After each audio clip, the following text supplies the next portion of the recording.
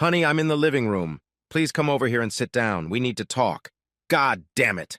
Hori wanted to finish whatever Suri had made, have a beer, watch Chicago Fire, and go to bed. Just perfect. This day couldn't have been shittier.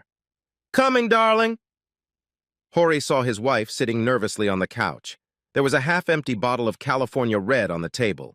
Suri finished her glass, then quickly poured another full glass. Hori plopped unceremoniously into his deep armchair. What? Hori, I'm not going to beat around the bush. I've been a faithful wife to you and a good mother to your children all my conscious life. Now they're on their own, so my work is done. As you know, I was a virgin when we got married. So was I, Hori interrupted quickly. He was pretty sure he knew where this was going. Anyway, I'm going away this weekend with a friend. What's his name? Hori's patience was wearing thin. If you must know, it's Stan. You mean your boss, Stanley Carrington? I think our son is older than he is. Don't be cranky, Hori. He's 30. Give me some credit. At any rate, I want to try other men. I know you love me and will let me get away with it for a while. When this is over, I'll make it up to you and our life will go on. Oh, for Christ's sake, be realistic, Suri. If you do this, our marriage will end. Stop being so melodramatic, Hori. You're not going to divorce me over this little thing. Besides, it would cost you too much. That's true, but still, I'd discard the cheating whore wife. Suri rolled her eyes, ignoring Hori's insult. What's more, Stanley is picking me up on Friday night. I expect you to invite him in. He's been a little nervous about it, so I thought seeing that you're okay with it would help him cope. Oh, really? You want me to entertain your boyfriend while you finish getting dressed for your weekend away with him? Don't be rude, Hori. But yeah, that's what I expect you to do. Offer him a drink. Yes, dear. Needless to say, it was a little chilly in the Bismarck house the night before Friday night. Hori slept on a pull-out bed in the study. The only comment from Suri was, Really, Hori, you're being so childish. At exactly 7 p.m., a new tune rang the doorbell. Hori, what was that awful sound? It's the doorbell, darling. I've changed the tune. What is that tune? It's hauntingly familiar.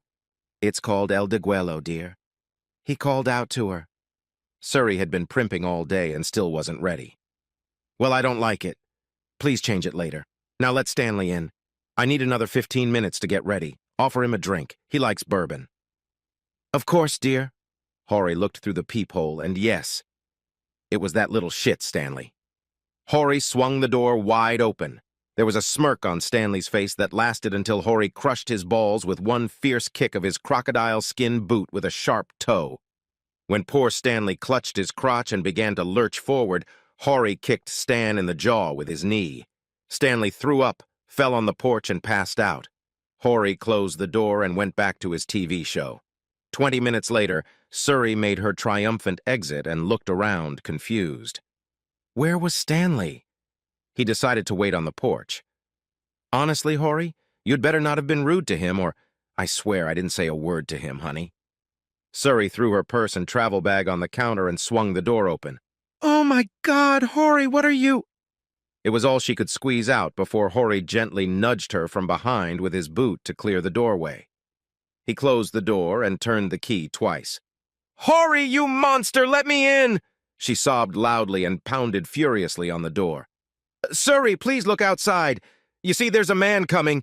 He has some information for you, shouted Hori loudly through the closed door. Mrs. Suri Bismarck? Yes? You've been served. Another thud outside the door. The next day, Hori changed the music for the doorbell to Johann Bach's Come Sweet Death.